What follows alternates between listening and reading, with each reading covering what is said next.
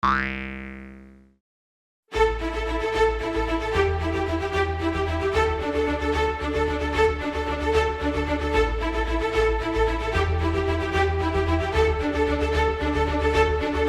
evening, everyone. My name is Dave Keim with the Canal Museum. I'm on the board. Welcome to another exciting year of lectures, talks, movies.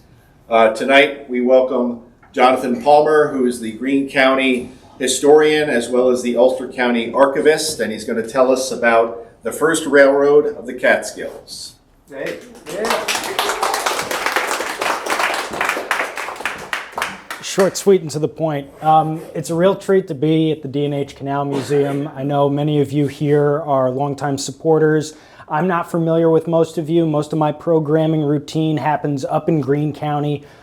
Being down here in Ulster and being a little familiar with some of the industrial history of the Upper Hudson Valley more broadly, Bill was kind enough to indulge me with coming down to speak with everybody tonight. So it's great to be here. Definitely stay tuned for the rest of the programming season here at the D&H Canal Museum. Before we get started, I am absolutely in favor of interruptions as I'm talking. We're talking about some abstract concepts. We're talking about historical events that I've spent a lot of time in my own head thinking about, so if I'm not clear on something, just raise your hand. I can see everybody pretty clearly. I'm always happy to have this be more of a seminar setting. I create slideshows more as a tool just to guide myself through what I'm thinking about in my head, so interrupt. We're covering the history of the Canajoharie and Catskill Railway tonight, which I think is one of, first off, the funniest railroads to ever have been incorporated into New York State. It's also a great venue to talk about so much of the early industrial development of the Hudson Valley and the creation of state-sponsored infrastructure that culminates in kind of the primacy of New York State as a hub of transportation and as a hub of commerce later in the 19th century. The period we're talking about is an important formative time in American history. It's a moment in time where we are developing our concept of democracy, divested of the legacy of the Founding Fathers for the first time. The anti-rent wars are right on the horizon as we're talking about this railroad being built. There's a lot of threads I'm going to try to weave in tonight. So again, interrupt. We'll just talk about some of the themes. Two vying concepts of wealth building. The railway that we're talking about tonight is both born out of a desire to build wealth and sabotaged by a desire to build wealth. And there's these two vying concepts that we'll talk about as we're looking at some of the facts related to the history of the road. So keep that in mind. Conflict over the economic development of the Catskills, which are vying concepts of the intrinsic value of the mountains versus the industrial value of the mountains as a tool to exploit, utilize, develop, and change. The CNC as an intersection of political, technological, and cultural trends. Boy, that's like right out of an SAT essay there. That's great. But if anybody wants to take a cell phone snapshot of this now, just to keep it in the back of your mind, jot it down on your notepads. I don't see any notepads going yet. Oh, there we go. Excellent. All right, so one person will pass the quiz tonight. So we'll jump right into it. Old Catskill. How many of us are familiar with any of the history of Catskill as a community? Okay, we've got one hand raised. The rest of you, I can just make it up as we go. This is perfect. So, Old Catskill. The community at Catskill, much like Kingston, if we're going to start drawing parallels right away, 1650, the first Anglo-Dutch colonists start settling in the valley of the Catskill Creek. 1652, the first Anglo-Dutch settlers begin settling in the valley of the Esopus. So all of this is occurring at the very same time, and through the Revolutionary War, there's a very common trend and trajectory in the development of the communities here. So you'll see the development of a deeply rooted agricultural base. This agricultural base is supported by things like slave labor and leaseholding systems. The great landlords of the Catskills, the manor system, all have their origins in this time. Catskill, if we're talking about Catskill prior to like 1770, is actually Leeds, New York, which is like 4 miles, 5 miles west of the current village of Catskill. It's a little hamlet now. You'd never know anything important ever happened there, but that was the seat of the community in Greene County under the Dutch and then under the colonial English period. They had a landing. This agrarian community had a landing down on Catskill Creek, referred to as Catskill Landing, much in the same way that Kingston had Kingston Landing. There was a settlement in the backcountry in the Fertile Valley, kind of an epicenter with a church where everybody congregated, where meetings were held, and you have this riverfront space which isn't the center of the community's life and economic drivers, but it's important nonetheless for their participation in a broader economy. The Revolutionary War happens and everything gets revolutionized. So Catskill, following 1783, sees an influx of migrants coming from New England. I've had conversations with people trying to say, well, isn't New York kind of New England too? And I was like, New England stops at the Hudson. As soon as you cross the Hudson, it's something else entirely. People sit on stoops, they have bosses, it's a different place. The Yankee migration changes the entire economic landscape of Catskill, much in the same way it begins to transform Kingston. But Catskill is uniquely situated on one of the primary east-west thoroughfares for people trying to move from New England. These are all of the third, fourth, and fifth sons of old New England families. They all fought in the Revolution, and after the war they realized that their older siblings were going to inherit the old farms in New England, and in order to get their own land and start their own system of freeholding and create a new family seat for themselves, they were going to have to go find land further out west. And the frontier of that time, of course, is the west side of the Hudson. So all of this meteoric change, when I say meteoric, I mean Catskill in 1785 is 5 houses, a small landing where a sloop lands weekly to bring goods back and forth to the city of New York.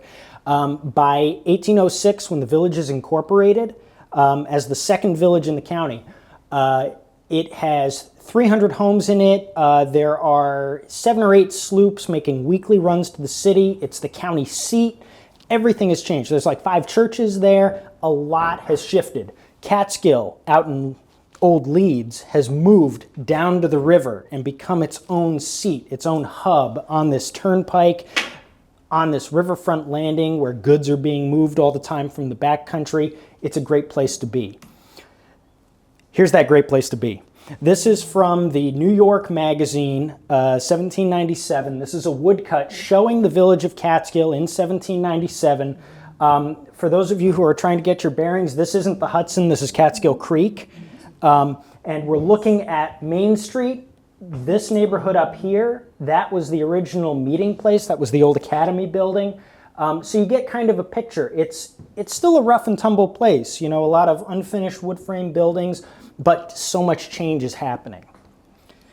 And just to get a picture of how this plays into a broader scene, this is a map that was published by a guy named J.B. Church. And why should you know about J.B. Church? Anybody want to take a guess? Somebody's laughing already because they... J.B. Church is a son-in-law of Philip Schuyler of Albany, one of the movers and shakers who's responsible for the ratification of the New York State Constitution following the Revolutionary War. He has another son-in-law who's kind of cool named Alexander Hamilton. Well-connected family, well-integrated. Yeah. So this is starting to click now. Church, when he publishes a map, this is 1801, I believe. He publishes a map because he ended up with a piece of land that another revolutionary founding father had that he defaulted on a mortgage on out in western New York in Chenango County. This parcel out here.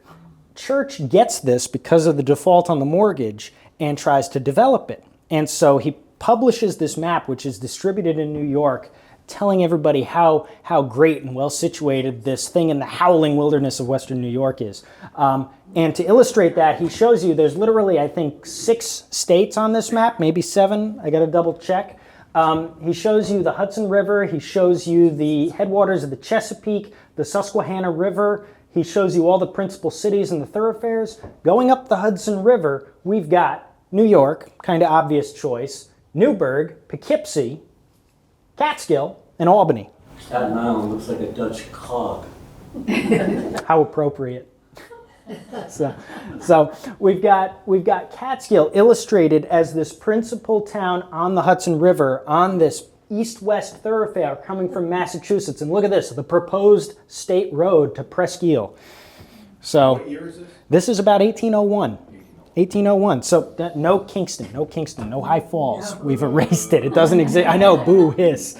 So this is just to get you a picture of what Catskill was at that moment in time. The Susquehanna Turnpike, which is that principal east-west thoroughfare, which has its terminus in Catskill and is incorporated by Catskill businessmen, over the course of about 1800 to 1820, sees something to the tune of several 100,000 people travel along it in one way, shape, or form, either for commerce, for migration, or because they are some of the sightseers like de Tocqueville who are witnessing American democracy in action for the first time. Yeah. It's a crazy time to be in Catskill. And then the Erie Canal gets built. And the Erie Canal is the one I have to boo and hiss as the Greene County historian. The Erie Canal upends all of this. 1825, the canal is opened, and all of a sudden, it's a lot easier to move goods and freight by water on a big old boat than it is to try to load them on a wagon out in Unadilla, for example, and schlep it through the mountains around the tip of the northern Catskills down into Catskill. So the canal is opened in 1825. This is a seismic shift. Everything changes. Catskill dries up. It stops being anything. It is irrelevant. You no longer need to do business in Catskill. Whereas at one point in 1805, for example, when you read the Catskill paper, you were reading the advertisements of land agents going all the way out into central New York. In 1825, you are reading local advertisements from businessmen saying, hey, we've cut the rates for shipping on our sloop. Please bring stuff to us and we can move it for you. Catskill loses its relevance. So cement that in your mind, because this is the thing that drives the Canajoharie and Catskill Railway. Kingston and the D&H Canal. This is my obligatory please Bill slide. After the Erie Canal is opened, Benjamin Wright and his cohort begin the development of the D&H for interested businessmen down in Pennsylvania. We all know that story. I'm sure we're familiar with it. What's important for men in Catskill who are witnessing this, it is a template for a successful infrastructure model. Here is a known commodity that needs to be moved, and here are some guys, the Wirtz brothers, who have come up with the best way to move it. And here is an engineer, here's Wright and here's Jervis, who have developed this method to move these things successfully. They've literally taken a commodity that's stuck in one place and made the only way to get it to another place. And so all these guys in Catskill are like, oh yeah, yeah, hey. The transformation of Rondout, because of the D&H Canal, perfectly mirrors the trajectory that they had witnessed in Catskill 20 years before. Whereas, there's a landing, there's a small industrial community, and all of a sudden there's a village of Rondout. It's a busy place. They're building ships every day of the week. There's business in summer. There's business in winter. It's a happening place. You can sense the drool of these Catskill businessmen as they see all of this happening. It's a proof of concept for freight rail as well. So we have Jervis, who creates a freight rail system out in Pennsylvania using inclined planes, manifesting this idea that you could use a fixed road grade and rails and all of these wonderful new principles of physics that they're studying to reduce the resistance of carts over tracks and things like that. It works. It works. And here's Jervis, who's innovating on this rail system all the time, too. So you've got these guys who are developing, they're patenting, they're coming up with these cool ideas. It's a great thing. And so Catskill becomes railroad town. 1828. So this is right in the middle of everything as people are realizing the chaos wrought by the Erie Canal. A bunch of gentlemen in Catskill, and I use the term gentleman kind of loosely, and we'll see why later on, Catskill and Ithaca Railroad Company. This is a crazy idea. in 1828 to try to build a railroad from Catskill, New York to Ithaca, New York, which is what, like 100 miles at least, is kind of a cockamamie idea. But they commission a survey, and all of the guys who become the drivers behind railroad development in Catskill kind of come out of the woodwork for this project. So Thomas B. Cook, who's a judge, Orrin Day, who is at one time, I think he's the president of like 2 banks at once in Catskill. That's not saying much when there's like 3,000 or 4,000 people there, but still an important guy. They all come out of the woodwork, and they're the directors who incorporate this thing. And literally within a year, it's gone. It just disappears. A survey is done. The Catskill and Ithaca Railroad is written up in the papers. Oh, this is going to be so great. Don't you want to visit Ithaca? And everybody's saying, where? You know, and so we end up with this thing that just vanishes. And it's quickly supplanted by the Canajoharie and Catskill Railroad Company, where essentially the same board of directors cuts the route in half and says, you know what? Instead of going out to Ithaca, we're going to go to Canajoharie because that is the westerly point on the canal where we think we can cut traffic off from Albany. The original board of directors, and this is important, it's local assemblymen, judges, bank directors, businessmen, lawyers, most importantly lawyers from Catskill and Canajoharie, and they create a subscription stock. And this stock, and Taylor, who's my boss behind us tonight, who just came in, can testify to this. I have been fumbling for like weeks now trying to understand the nuances of stocks in the 1830s because they are incredibly confusing. It's not like stocks that we think of today. This subscription, the incorporation states that the company is allowed to issue $600,000 of capital stock at $50 a share, but you don't have to pay that to the company to get that value out. You just pay 10% of that to start, and they're going to keep calling on you to pay installments on that for a period of time. And you can see where this might get awfully messy right off the bat. So we've got this funding method and a railroad whose route isn't quite proven yet. You see where this mix is already starting to conflict with success. So Lieutenant John Pickell, 4th Regiment of Artillery, surveys a route in the spring of 1830. He kind of poaches part of the route of the Catskill and Ithaca to get out of the village of Catskill and through Leeds, but then he develops this route that ends up, here, we'll just jump right in here, this route that ends up requiring like 7 inclined planes and stationary engines to haul the locomotive up certain grades or haul the team of horses in their cars up certain grades. It's a messy route, and it follows more or less the Route 145 corridor going out into Schoharie. How many of us are familiar with the objectives that I'm talking about and the goals and the map that I'm trying to paint in our heads right now? It's kind of abstract, right? Well, Bill's raising his hand because he just gets it. Taylor gets it. Let me derail this entire thing for a second. So here's a map of New York State, very handy. And let's see, let's try to zoom in on this here. So, Catskill, Schoharie, Canajoharie. This is that important east-west road. That's the Susquehanna Turnpike that I was talking about. Actually, this is the Susquehanna Turnpike right here. I forget, it goes out through Courtright, Harper's Field. And you can see all these spur turnpikes that were incorporated later connecting it. But the Erie Canal, which is running west, here's the Grand Canal here. Ooh. Catskill, what they decide is they're just going to go right up to Canajoharie on the canal and tell everybody, hey, isn't it nice to load your stuff onto a train here and bring it down instead of going to Albany? There's all these business interests in Albany whose ears go up immediately at this. There's all these men in New York who have invested in the canal and invested in port infrastructure in Albany and boats whose ears all go up at this. So you can see there's this other conflict. Yeah. Well, and the thing about the Erie, is that it had 85 locks. About 20 of them were from Schenectady to the. So this was brilliant because people would take a stagecoach to Schenectady and Hingham in the Erie.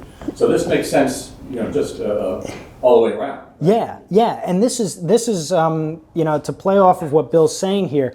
This examinations and surveys of a route for a railroad from Canajoharie, situated on the Erie Canal, to the village of Catskill. One of the important things that Piquel harps on in his survey is that because of the topography of the canal going east from Canajoharie towards Albany, there is ice for an average of 3 weeks later on that section of the canal than there is on the rest of the canal going west from Canajoharie. That means that there is open navigation to Canajoharie, but not from Canajoharie to Albany for like a month every year that this railroad could tap into and get moving. That's a big deal. That's a huge deal. So really, this is kind of a no-brainer. Star power, because what project doesn't need that? The Piquel route is reviewed by Benjamin Wright. He brings in a number of guys, including a fellow named Ephraim Beach, to survey and verify parts of the route. Wright is important because he's the dude who did the Erie Canal. He's the dude who kickstarted the D&H and got that going. And he goes on over the course of his last years. He dies in 1842.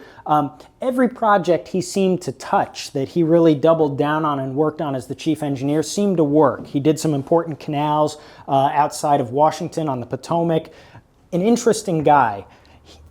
He's called the father of American civil engineering because of that. So the important innovation is that they take out all the inclined planes, where Piquel had proposed that you'd need to hook these locomotives up to stationary engines to move them up certain grades. Wright and his team come back and they say, we've gotten rid of all of that, we've cut the cost. Rather than being a $700,000 route, which should be a red flag in your heads because there's only a capital stock of $600,000 that the company is given in their incorporation. So we're already $100,000 off there. The Wright team figures out that they could do this with only a difference of about $50,000, which, what's $50,000 in the 19th century? It's small change. So refining the route. Final route selected is essentially a northwesterly path. The important thing about it, and this is something that's not readily apparent today for those of you who might be rail buffs who have walked the Canajoharie and Catskill Railway route, it did at that time intersect with industry along its entire route. The description in Piquel's survey says that there are only about 4.5 miles worth of heavily timbered land that the railroad would have to cut its way through between Catskill and Canajoharie. So think about that. We've got a route that's, 70 miles, and 4.5 of those miles are heavily forested at that time. So that scale of transformation and that land that they're cutting through, they're cutting through part of the West Patroonship of the Van Rensselaers. They're cutting out into Schenectady, which had been the seat of the Palatines for over a century at that time. These are heavily tilled places already. They are places that are producing, they're creating. Even just the first 26 miles out of Catskill, there are tanneries, there are hay presses doing bulk export for the city, there are foundries, there's a lot going on. In addition to just the agricultural produce that needs to be moved on a timely schedule. The issue with the route is the infrastructure liabilities, and we'll get into those in a little bit, but fundamentally what you're dealing with is building techniques of that time allowed for the construction of a road, but the heavy use of that road was going to create issues, and the seasonal changes to the route, the snow, the spring floods, and things like that, were going to wreak havoc on it. There was one place where, according to somebody who writes an account like 50 years later, there was a spot on the way back from Oak Hill, which is kind of the end of what becomes the finished route, where the passengers would have to get out and kind of help to push the locomotive up the hill because the grade was just a little too steep for the locomotive that they got. And there's a couple points where, because of the winds and turns, the locomotive might have been able to gain the speed to get up a grade, but couldn't because of the weaving path. Because this is like the most protean stages of American rail. This is something that they're doing something that 10 years before was literally impossible. The technology didn't exist, the conceptualization to accomplish it didn't exist, and here they are doing it already. And it's going to be messy. Construction commences. Construction begins. And I use those in big quotation marks. In 1831, the directors of the company all get together and they have a big groundbreaking ceremony, and they go out behind the Van Vechten farm in Jefferson Heights. They go about like 80 rods up into Austin's Glen. They grab shovels and they turn over the dirt and they pat each other on the backs, and then they go home, and then nothing happens. Literally nothing happens. And it's so bad, a year later, the citizens of Catskill get together and stage a funeral. They build a little tiny casket for the CNC, and a procession is formed that marches through the village by torchlight, goes down to the proposed depot by Catskill Creek, and buries the casket there to much tears. They are mad. Something is wrong. And that something that's wrong, you know, it's really bad when your board of directors, when they write an 1841 summary of the company's history, they describe this period as, at that stage, there occurred sundry circumstances not necessary here to explain, exceedingly adverse to the prosperity of the company. Now, here's some of our frustration. You know, as historians, they leave these little tidbits. You know, they drop that for us as historians to pick up and grapple with and say, well, what do they mean by that? Fortunately, and we're going to get into this, the Canajoharie and Catskill Railway is embroiled in a bunch of Senate hearings. What better than a Senate hearing to air everybody's dirty grievances? So stalled with no track. Original investors of the CNC are from Catskill and Canajoharie, as well as New York and Albany. The Catskill and Canajoharie guys, primarily, these are people who are deeply invested in the construction of the route. There are also people who are part of an emerging middle class who are very interested in seeing the route succeed, but because of financial climates might not be able to pay when they're called to pay on their stocks. These are all issues conspiring. This is taking place against the backdrop of Andrew Jackson saying, no, we don't need the federal government to regulate banking and finances and currency in any way. That would be a terrible idea. So by 1834, investors in New York and Albany had cornered all of the stock, and they were no longer paying calls to the company. So the company gets that initial 10%, it gets the ball rolling, gets a couple surveys to corroborate and confirm, they turn over some land, and then all of a sudden the cash stops flowing in. And the cash stops flowing in because the people who are buying up these stocks from other investors who originally bought in and aren't seeing returns now, they're scooping up all this because they don't want the Canajoharie and Catskill Railway to succeed.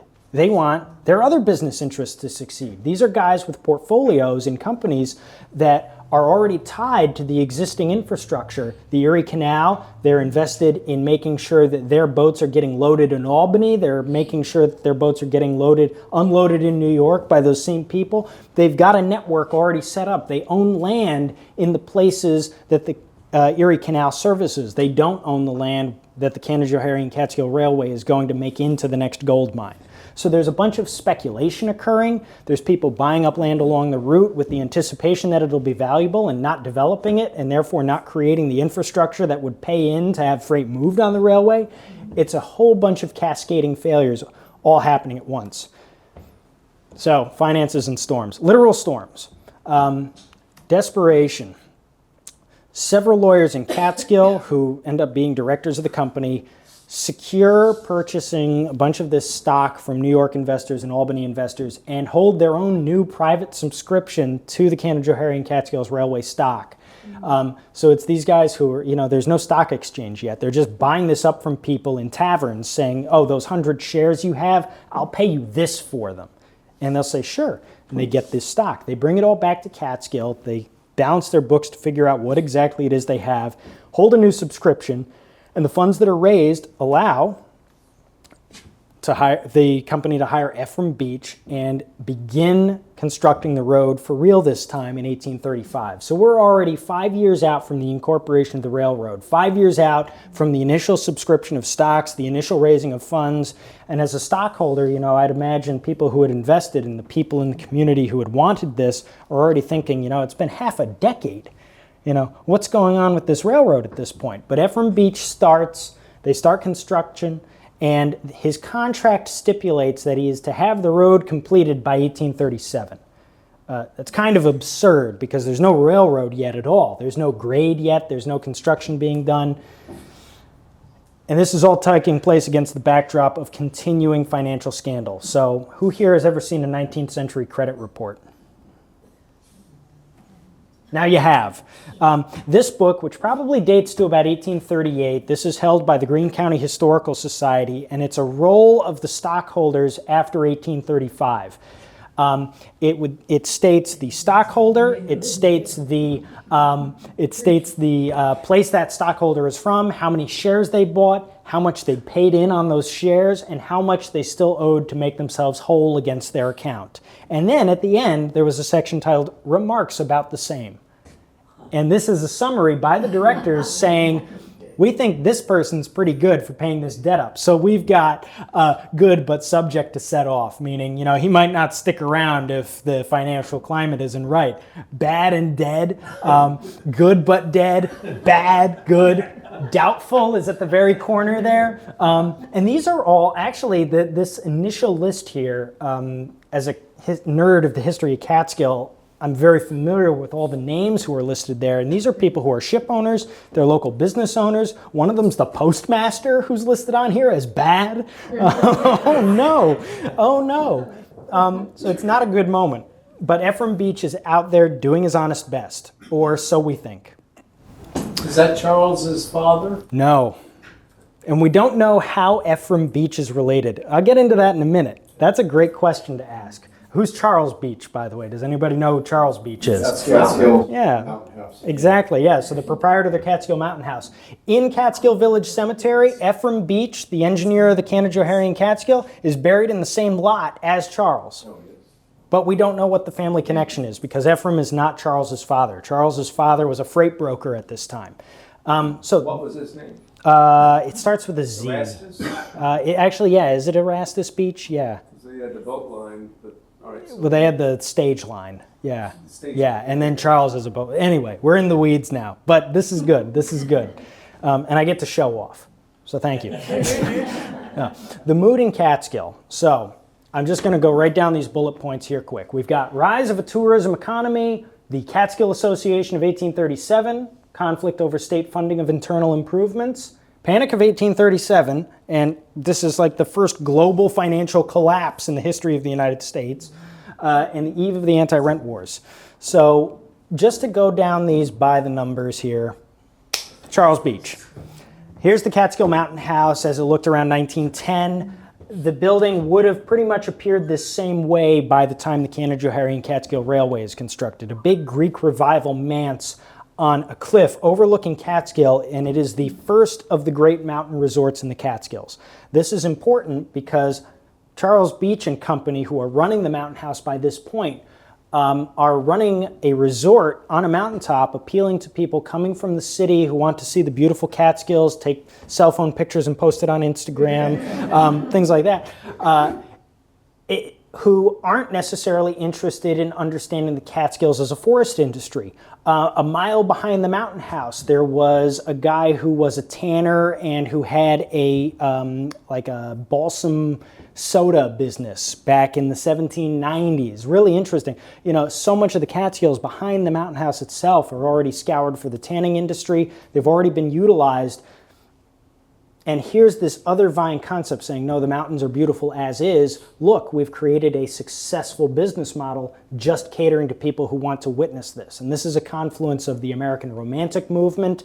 This is the emergence of a successful middle class across the United States, divested from the old landholding gentry.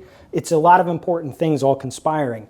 And so the Canajoharie and Catskill Railway is being built at a time when there's already another model appearing for the success of Catskill that might not exactly mesh with the idea of what the Canajoharie and Catskill Railway wants to do. Catskill itself is a real mess. There's a bunch of things going on at this time. They're getting their first waterworks in the 1830s. It's a busy place still. The Catskill Association, formed for the purpose of improving the town of Catskill in the county of Greene, state of New York, and for other purposes, is organized in 1837, and it's more or less a real estate company where they're buying up land, they're preserving land to leverage and use and take as valuable and develop later on. They're a bunch of speculators. And speculation, as we know, is the issue that's already undermining the railway itself. This map, which is, I think, a perfect example of how crazy this organization actually was, they've very kindly for all of us put the title of the map at a 90-degree angle to how you're supposed to read the rest of the map, which is, I think, very unnecessary. But it shows the village of Catskill. This is west, that is north, just to orient you. Here's the Erie Canal, boo hiss, and here is the railroad winding its way up to Canajoharie. And here, and this is where they really jump off the rails literally, are two proposed canals that the company says should be surveyed and built in addition to the railroad. This is pipe dream stuff. This is people flying high in the clouds thinking, oh, won't this be great? And their outward objective is to try to support the construction of this railroad, but fundamentally they're just in this to see what kind of money they can scrape off of riding the coattails of this project.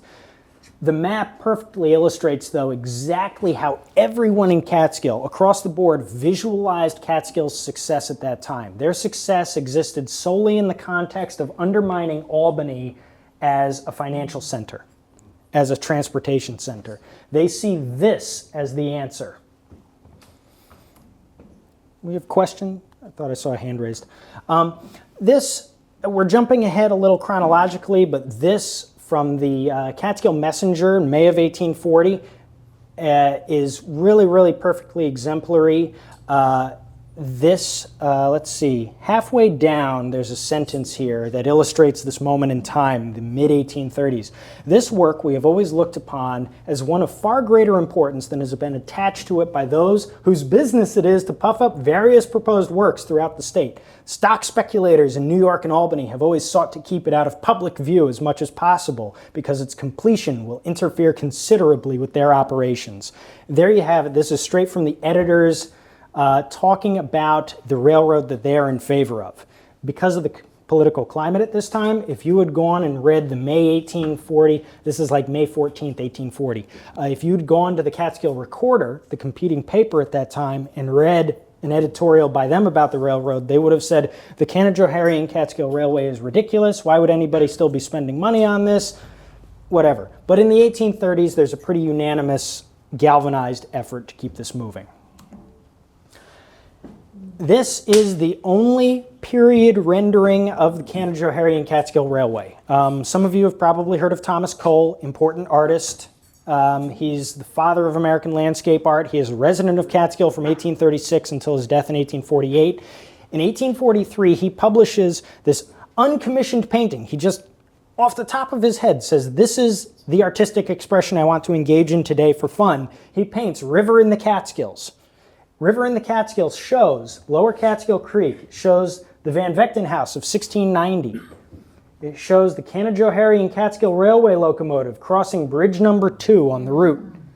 And it shows the Catskill Mountains. And right over here, this is South Mountain, and that little ledge is where the mountain house is already built. So in this picture, you have all of these moments wrapped up in one. You have the rise of a tourism economy. You have the artist who instills that concept of the value of Catskills in an audience of well-heeled people. You have the old Anglo-Dutch legacy of this place as an agrarian community, and you have infrastructure and improvements. And it's very weird how Cole paints this really kind of pastoral image of the railroad. Down on the bottom, you get a little bit of his commentary with the axeman who is standing around the stumps. He's standing around the ravaged landscape. He's looking out at what he's wrought and what he might try to do to the rest of that landscape that we're looking at. So Cole's grappling with this change as well. Painted in 1843, again, it's the only image we have of any part of the Canajoharie and Catskill Railway in operation in its time. It's kind of cool. So with that, we're going to jump into infrastructure. So operating the CNC. We're going to talk about in this section, and how are we doing for time? Is everybody falling asleep yet? Great, excellent, lots of laughter, good. Yeah, so we've got rail systems, we've got bridge systems, depots and terminus, prime movers, and rolling stock.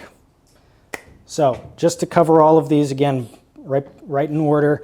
Ignore the part that says 1854. This is a Google image search, and this is the nicest picture I could find of strap rail. And Bill's probably looking at this saying, boy, that strap rail is very evocative of what was eventually put on the section of rail that was used by the D&H in Pennsylvania. You have iron bar bolted down over a piece of hardwood over a piece of soft hemlock or something like that that's harvested locally. The Canajoharie and Catskill Railway differed from this rail system in that they didn't have a piece of hardwood there. They just had iron bar on top of locally harvested timber. This is how rail is built in the 1830s. It's crude. Sometimes you'd have this laid down just on the ballast itself without sleepers. The Canajoharie and Catskill uses sleepers. And the sleepers are those things that go cross, that the rail rests on, that kind of help to keep the structure. The Canajoharie and Catskill Railway is also laid in standard gauge, which for people really interested in the minutiae is interesting only because of what happens later to that rail bed. So yeah, we're getting laughter. I love it. I love rail fans. This is a town truss bridge designed by a guy named Ithiel Town, which is going to be the name of my firstborn child, I'm sure. Ithiel Town is a great name. He's a bridge designer who comes up with a very novel way to build a lightweight, economical bridge of varying spans without using an elaborate, heavily built truss system.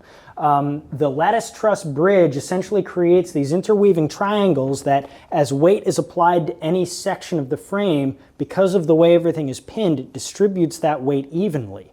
Now, the only limit with that is the quality of the materials you put into the bridge. And if you're a cash-strapped small railroad trying to wend their way through the howling wilderness of the Catskills, you're probably not using, maple and oak to build your bridge. You're probably using local softwoods from the pine barrens that are growing around you. So there's going to be some issues here that we're grappling with. But Ithiel Town's bridge design, and we have original first-person accounts from the newspapers at that time saying town truss bridge is designed by Ithiel Town and constructed by so-and-so, one of the contractors, is now erected at a place called High Rock, for example. So we have a really good idea of exactly what this infrastructure looked like.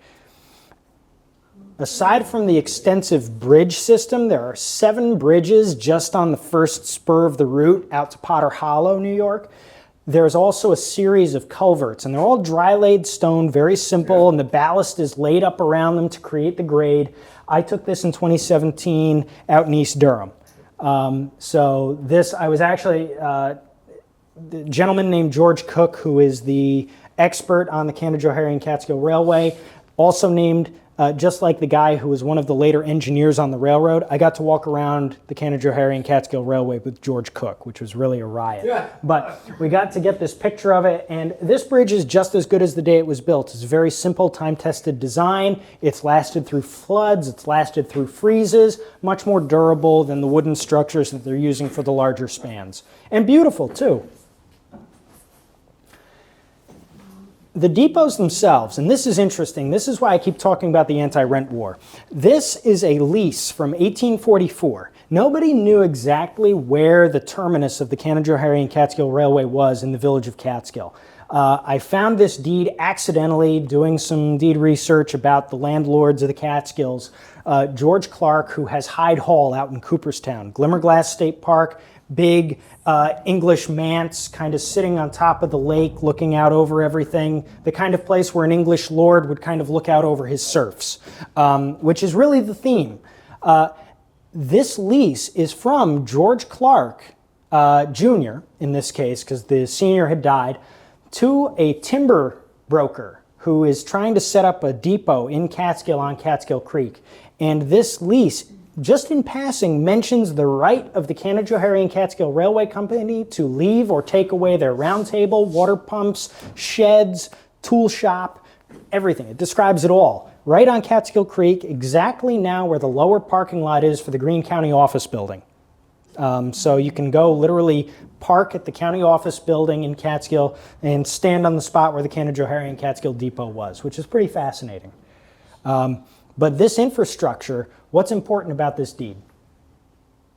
This is a lease from George Clark to another guy. He wouldn't be able to lease that land unless he already owned the land that he had been leasing to the Canajoharie and Catskill Railway before that. So here's a guy who owns 100 shares of company stock, and he's already turned this into a revenue-making machine. He owns all this land in Catskill. George Clark is endowed with like half of the land in the village of Catskill at one point, and he's just turned one of his empty lots into a moneymaker for himself. Whether or not that railroad ever succeeds, he's going to get his rent payment. And even if he doesn't get that rent payment, that company did improvements that he's going to turn around and say to a guy like James Millard, hey, there's a depot and dock already set up here. You want to use that for your lumber yard and pay me the rent on that and all the taxes and give me the rights to all the improvements after you vacate it? And a guy like Millard says, heck yeah, that sounds great. So here's this undercut. You know, this is something that undermines, again, the ability of the railroad to succeed financially in the long term. They don't even own their terminus. This is a cool model. When Bill Helmer wrote Rip Van Winkle Railroads in the early 70s? 71, perfect. When he wrote it in 71, he didn't have access to this model. This is stored at the Smithsonian. This is an H.R. Dunham steam locomotive, exactly like the one that the Canajoharie and Catskill Railway purchases in 1840 to run on their railroad. Now, I said 1840, and everybody's thinking, wait a minute, they're incorporated in 1830. They're supposed to be done by 37. They're buying a locomotive for the first time in 1840. Mysteries abound, of course. The railroad had been using rail cars and teams of horses to move carts up and down the road prior to that. They purchased this steam locomotive in, it arrives in late 1839. They get it on the tracks in 1840. We'll get into more about it later on. This locomotive is interesting because it actually contains an innovation that I'm sure Bill is nodding about. The engineer on the D&H, John Jervis, who is kind of the star of the operations of the D&H, patents a bogie apparatus for the front of locomotives to allow them to operate on narrow rails and on turns without spreading the rails apart and derailing themselves. That bogie innovation is used on virtually every steam locomotive going forward that's developed in the United States. So this is what's called a 4-2-0. You've got 4 bogie wheels in the front, 2 drive wheels, no wheels trailing. You've got a coal carriage behind. These wood. Probably would have been wood back then. The locomotive itself, the frame of it, yeah. And No, what they burned. the wood potentially, yes, yeah. And there's an issue with ashing in the boiler, but you've got wood and steel frames too. These are actually really similar, and I didn't realize this. They're almost identical. The Dunham locomotives. There's like 18 of these built in New York City during a very short window of time in the 1830s and 40s. They're identical to Baldwin locomotives, and everybody's familiar with Baldwin Locomotive Works because they're one of the big ones. The early Baldwin locomotives look just like Dunham locomotives in appearance. There's one preserved out in Chicago, which is just like going to see the Mountaineer.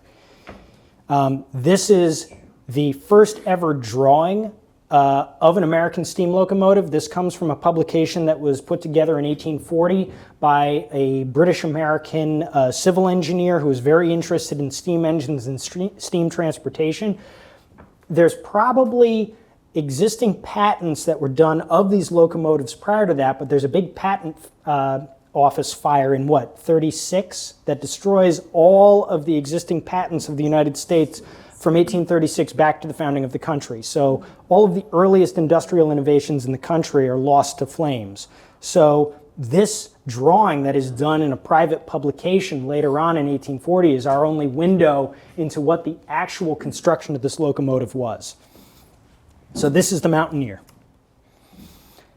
And this is really interesting. It's all interesting, but this is cool because, yes, we've got a locomotive purchased in New York, but where's the rest of the rolling stock coming from? S.W. Bullock is a local inventor in Catskill that I'm familiar with because of his patents on hay presses. He's innovating on hay presses in New Jersey and in Catskill. A really kind of fascinating guy. He runs the Phoenix Foundry for a period of time in Catskill. And he's just advertising willy-nilly in the Catskill paper saying, hey, anybody needs railroad work done, wink, wink, nudge, nudge, to the only railroad in the area, I can do it for you. He's the guy who's doing the casting. He's doing the manufacturing of the specialty parts. He's the guy who can get that done. So there are local carriage builders who are building the structures of the rolling stock, and guys like Bullock who are doing all the running gear that actually makes these things roll down the tracks. And this is really cool. You know, this is the whole point of the railroad, is to bolster this local economy.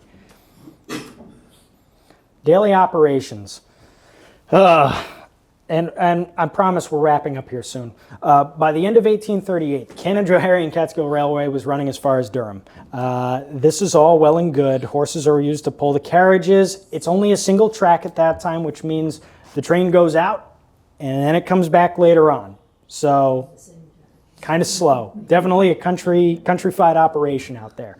You know, you kind of wait for the train. Sometimes you have to get out and push it along. Sometimes you have to wait while they fix the track that peeled up, and you know, it's a mess. It's kind of slow, but it's Bill. So no sidings? Just no two-way traffic? There are sidings built, but they can't afford anything to let cross one another on the sidings. This is really kind of a riot. We also don't have a clear picture of whether or not that one locomotive is just going out and back, or if they're also using the occasional horse team to bring other cars out. They do build, it's like 3 or 4 sidings along the route that are planned, but we don't have any indication of their use. It's always been widely held that once the locomotive was in operation, all their efforts went into running the locomotive, supporting it with horses when need be. Shortcomings of the route become rapidly, How reliable were those early locomotives? They're not. And this is, So the accounts we have of the operation of the Canajoharie and Catskill actually don't come directly from the board of directors, don't come from the investors. It comes from people who were kids at the time the railroad was built, who in the 1870s and 80s are writing letters to the editor, to the local paper, saying, well, this new railroad in town is really spiffy, but I remember the first one, and man alive. And they're talking about, you know, the locomotive would need to be pulled by horses to get it rolling when it started off because of the structure and the high position of the pistons on the wheels, just the motive action of the entire system and the pressure it was generating. Couldn't really turn the whole thing to get it going at first, so you'd kind of have to give it a running start almost. The design of the boilers, allegedly, according to Bill Helmer, the boilers had a tendency to ash up and burn unevenly, which is a big issue if you're trying to generate a consistent head of steam. It's also an issue for servicing the boiler because you're getting inconsistent burning on the tubes, and you're going to have uneven wear and fracturing. And if there's one thing you need to know about steam power prior to the Civil War, it's that they're just bombs. They blow up all the time. The Canajoharie and Catskill locomotive never blows up. They're pretty diplomatic about its use, but this is happening everywhere. You know, the standards of equipment and manufacture. And Dunham, who builds this locomotive, his real business, aside from trains, is boilers for steamships. That's where he is supplying almost all of his business. So it works to a degree. Once you get it going, it'll go. If you keep it clean, it'll keep running. But it's not perfect. So, scandals. Because what railroad is any interest without scandals? 1838, an additional $100,000 in state funding is authorized by the legislature, or so they think. A bill is put forward in 38, brought to the assembly by the railroad committee to authorize the state to allocate $100,000 in support funding to the railroad if the railroad expends X amount of funds. The initial proposal called for like 100,000 funds expended to 100,000 funds put in by the state. The Railroad Committee goes back and forth on this and says, no, let's make it 150 expended for every 100,000. And then if they want more after that, they have to expend 75,000 for every 50,000 we give them. And that comes out of the committee. It's an engrossed bill that jumps back and forth from the Assembly to the Senate and ends up getting passed in the Senate, brought to the clerk of the Senate, where it is recorded and published in the Albany Argus with the text that if the railroad spends $50,000, the state will give them $100,000. Uh-oh. And a Senate investigation ensues because the text of the bill as voted on by the Senate says $150,000 for $100,000. The bill that came out of the Assembly didn't say anything like either the published bill or the one that was ratified in the Senate. The governor never signed the bill whose text was ratified by the Senate. But this thing is published in the Albany Argus, which is the government mouthpiece. A copy is retrieved from the clerk of the Senate, the clerk of the legislature, rather, and brought down to Catskill, and everybody gets together and says, oh, isn't this great? Thomas B. Cook, Judge Cook is how he's referred to in all of these documents, says, oh, this is wonderful. We had no idea we were going to get this break. We thought my neighbor, James Powers, who lives on the other side of the hill, who's in the Senate and hates the railroad, literally, was going to sabotage this whole thing and make us pay $150,000, which we could never do and never prove in our finances. So this huge investigation ensues, and the Senate Select Committee report contains interviews with every important person involved with the railroad at that time. It is amazing. It's so amazing that I printed out copies to hang on my fridge. I made my wife read it. It's just the best. So in here we've got an account from James Powers talking about this nonsense. He says he had returned home from the legislature in Albany to Catskill, and for several weeks after, he spent his time principally at his residence on the hill, about a quarter of a mile from the main street of the village, and was occasionally at his office there situated. He was a lawyer as well as a land agent for guys like George Clark, who were running the tenant system in the Catskills. He then hears news that there's a meeting at the courthouse, and all the railroad squabble as he's looking down from the hill. He sees, Thomas Cook and all his ilk and all the railroad squabble run to the courthouse to get this news out to everybody, and they read this bill as they got it from the legislative clerk. And he says then, he was not present at the meeting so called, that about a week or fortnight after the time of the meeting, he first understood the bill was different than the one that had passed the legislature, and the Committee on Railroads in the Senate did not propose as an amendment the first section striking out 100 and adding the words 50. James Powers is kind of, I don't know, he's the slimy guy in Catskills history. He doesn't like the railroad from its start. He doesn't want to invest in it. He never buys stocks in it, and he pulls a fast one. This is James Powers, who is a lawyer, who is informed on everything. Nothing happens in the Hudson Valley without him knowing about it. He is well connected. He knows everyone. There is no way that a guy like James Powers left the legislature, didn't get his copy of the Albany Argus, which is the party mouthpiece of his party that he's a sitting senator for, and didn't read the bill and say, oh, they're going to get it for this one. He just pockets that, he goes home, he lets everything hit the fan, and then he comes back and says, well, I didn't know this happened, this is bad. They've collected, because the railroad, immediately after the bill is passed, goes and collects their $100,000. They bring their books in, say, we spent this money, we're eligible for this funding now. A check is made out, the good old days of state funding, and they walk out the door with this script for $100,000 to support the railroad. It all hits the fan, it all goes crazy.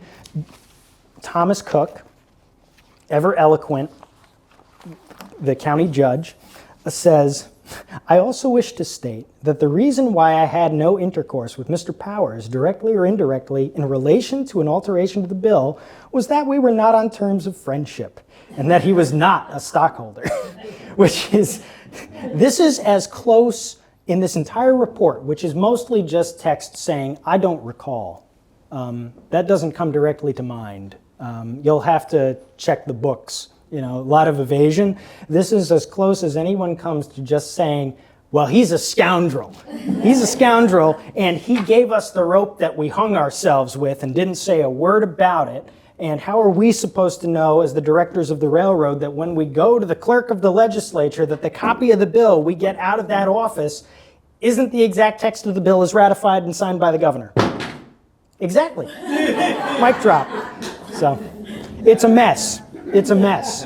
But we end up with a lot of great primary sources that talk all about this. As though it wasn't bad enough, the following spring, there is a huge flood. 1839 does tens of thousands of dollars of damage on the road, but more importantly, all the papers that weren't in favor of the railroad's construction describe it as $100,000 worth of damage. Using that figure, it's just, look, this one storm gobbled up all those state fundings the taxpayers shelled out to support this folly. The railroad is reconstructed because they used cheap bridges, and the Mountaineer starts pulling cars in the spring of 1840. Oh, good. This will be great. We've got a choo-choo train now. Several months after the Mountaineer starts rolling, an accident happens. The train is pulling cars across the bridge at High Rock in East Durham, which is an aptly named High Rock with lots of distance to drop. The locomotive gets across the bridge, and the rest of the cars don't. The whole bridge collapses under the weight of the cars, spills down, and if you Google Jehiel Tyler, Canajoharie, and Catskill in Google, you just type that in, you'll come up with all of these results that say one Jehiel Tyler was killed, like this guy was a commodity of some sort, like they had a bushel of Jehiel Tylers. But this farmer, Jehiel Tyler, who is now buried out at Stonebridge Cemetery, literally about a mile from where he met his doom in a falling car, is the sole fatality, fortunately. But the bridge is broken, and the locomotive is stranded on the wrong side of the bridge. It can't get back to Catskill. Long walk home. Especially if you are the one African-American man who had both legs broken, one of them in two places. This is interesting, too. There are a handful of little references to African-American history as related to the railroad. One of the investors in the Canajoharie and Catskill is an abolitionist barber in Catskill by the name of Martin Cross, who is a fascinating character in his own right. He owns 2 shares of the stock locally. There's another man who is a laborer on the railroad as one of the parties doing the leveling work, who is kidnapped in Catskill in 1836 from the docks one night and allegedly sold into slavery down in Georgia, which is a common thing that's happening at that time. This is after the abolition of slavery in New York, but also following the disenfranchisement of black men in New York. So they have the right to vote taken away, even if they own property in 1821. They won't get it back till 1871. So this is a really fascinating time, because this is also a time where you see these guys who are abolitionists working locally also developing their status as a part of a middle class. And you see these guys who are passengers on the railroad going out to Oak Hill. And here's this reference to it. The accident is widely held to kind of be the beginning of the end of the railroad. And that's only because extant documents do not give us good insight into the continuation of the railroad's operation after that. There are vague references to payments for operation of the road in 1842. Thomas Cole does his painting in 1843 of the railroad. And George Clark makes allusions to the right of the Canajoharie and Catskill Railway to access materials on the lot that he's leasing out to James Millard in 44. Litigation, the railroad enters receivership in 44-ish, 45, and the assets of the company are sold off to make whole the stakeholders who lost out on this venture. Litigation related to that continues right into the 1850s. So I'll just go down this list right here and cover these. Statement to Stakeholders in 1841, which is another great read that I made my wife read, that I hung a copy on the fridge. This is a short one. Anybody who's interested in getting a look at this, I'll let you take a picture of it afterwards so you can read it. This is one of these documents that isn't available through the state about the railroad. This is a private document from the Historical Society's collections in Greene County. So take a look at that. It gives a history of the railroad up to that time and projections about its operation from 41 going forward. So again, the mystery of its final end, we know it goes into receivership, but when exactly did the train stop running? We don't know, which is kind of surprising, actually. And the legacy of the road, of course, which is this route that is developed from Catskill going west. There's a bunch of young businessmen in Catskill who are coming of age at that time, who are getting invested in the freight and shipping businesses. Charles Beach is one of these guys. He's leasing the Mountain House. And after years and years and years, the lessons of the Canajoharie and Catskill Railway floating in his head, Beach by this point has all this money. He's just got pockets full of money by the 1870s. His railroad is successful, his shipping lines are successful, and what does he go and do? He says, God, all this money, I really should just spend it on another railroad for Catskill. And what the Catskill Mountain Railway ends up doing in Catskill, New York, is purchasing the right-of-way of the route of the old C&C from the village of Catskill, extends it out to Catskill Point to the steamboat terminal, and instead of, let's see, I'll have to pull up another map in a second. Instead of going all the way out to Oak Hill like this other railroad did, he starts in Catskill, goes out through Austin's Glen, kind of gets to Sandy Plains, and then bows back down to the bottom of this little place called South Mountain and creates a railroad depot just for tourists going to his mountain hotel, and creates a railroad devoted strictly to tourism, kind of using the best lessons of everything that he saw in the past. He saw the potential success of rail. He saw the importance of having a known commodity that needed to be moved from point A to point B, and we had this surveyed route. So much of the beginning of the Canajoharie and Catskill Railway's route today is preserved because it remained a right-of-way for rail service right up to about 1921 when the tracks are pulled up for the Catskill Mountain Railway. I lived on Featherbed Lane, which is from Haynes Falls to the Catskill Mountain House. That's part of the Ulster and Delaware system. Yeah. Boo, hiss. That's Kingston stuff. So, no, but yeah, and that's kind of crazy too to think, is that like the Mountain House, which represents the ultimate realization of a tourism economy for Greene County, the thing that the freight business never did for them. By 1890, there are like 4 railroads servicing just South Mountain, where the Catskill Mountain House and the Hotel Catskill are. Crazy numbers. There's something like 800 boarding houses that are letting rooms in various scales to visitors just to the town of Hunter. There's an entire economy that develops out of this, out of Thomas Cole taking his Instagram photos, It's a really fascinating moment. But the Canajoharie and Catskill, of course, when we look at this, what we're looking at is all these hard-learned lessons and the ultimate culmination of these decisions by these local business owners to go a different route. So we'll take questions now. That second bridge in that painting by Yeah. Cole, it looks like cement. It's wood, I assume. It's, that's a great question. Let's jump back to that, because that should be an Ithiel Town Truss Bridge. But Cole, because he's painting it from a mile in the distance, can't do the interweaving hatches of the truss. But you'll see it's it's an open top. Yeah. There's no roof over it because you can't cover it because of the stack on the locomotive, but you have that truss bridge. The location of that bridge, there's still abutments there from the later route of the Catskill Mountain Railway. It's the same spot.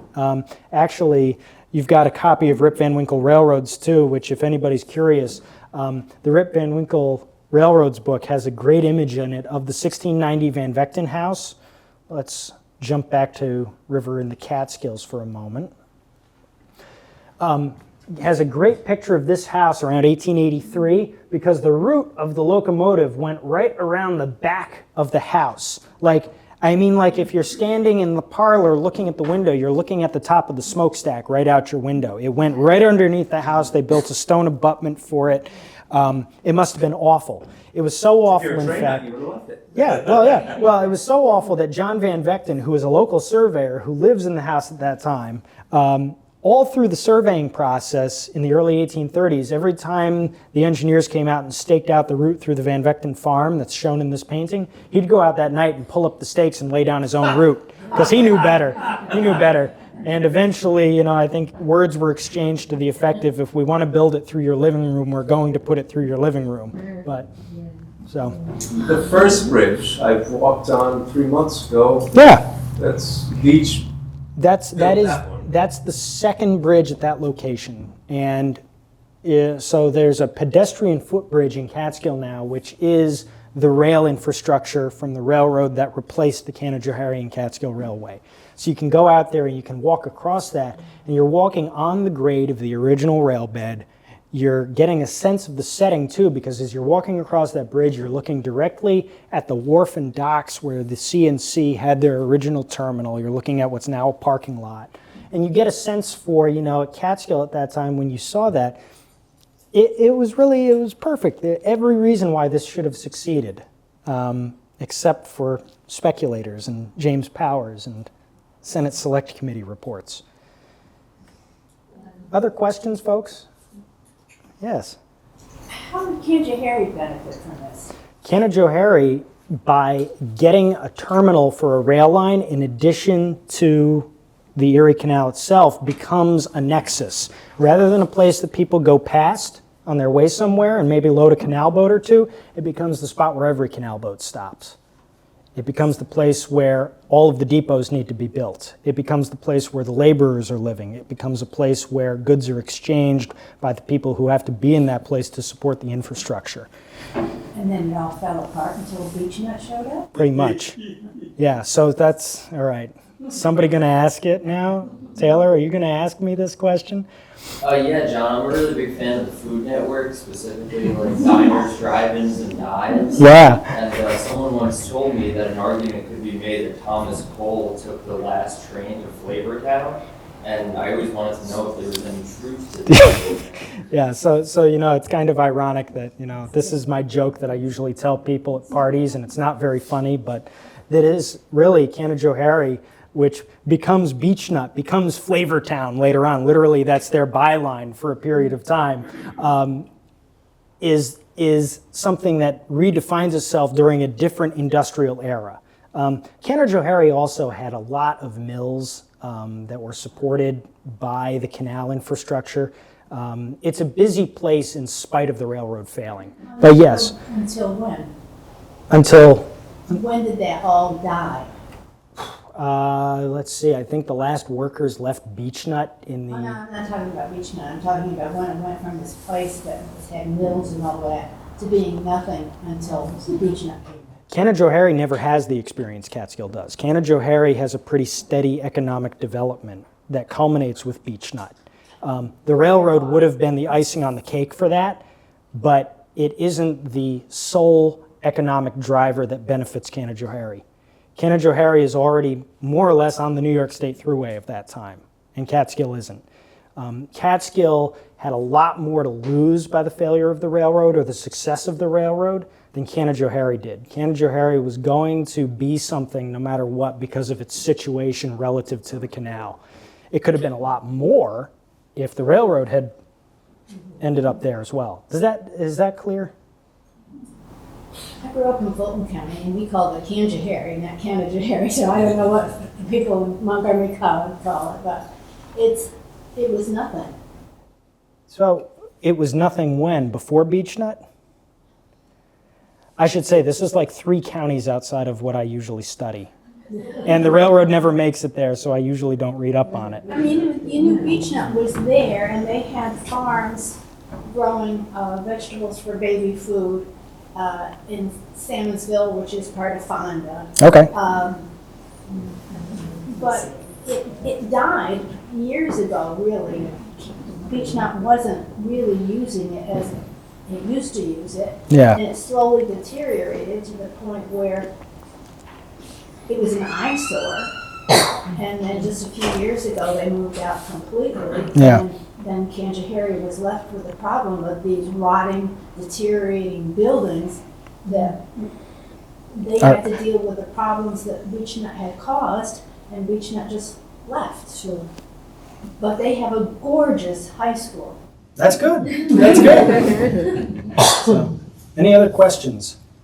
You Yeah, didn't answer my question, John. I didn't answer. Yes, Thomas Cole did ride the train. But did Thomas Cole like request, like did he know that the train was going to stop running and say like I want to go on this No, train? he actually, and this is interesting, like he goes down Austin's Glen, which is supposedly the most scenic section of the entire rail system. He goes down to a paper mill there and sketches and spends time there and watches the progress of the railroad being constructed. In his journals, he speaks about it with a lot of disdain, actually.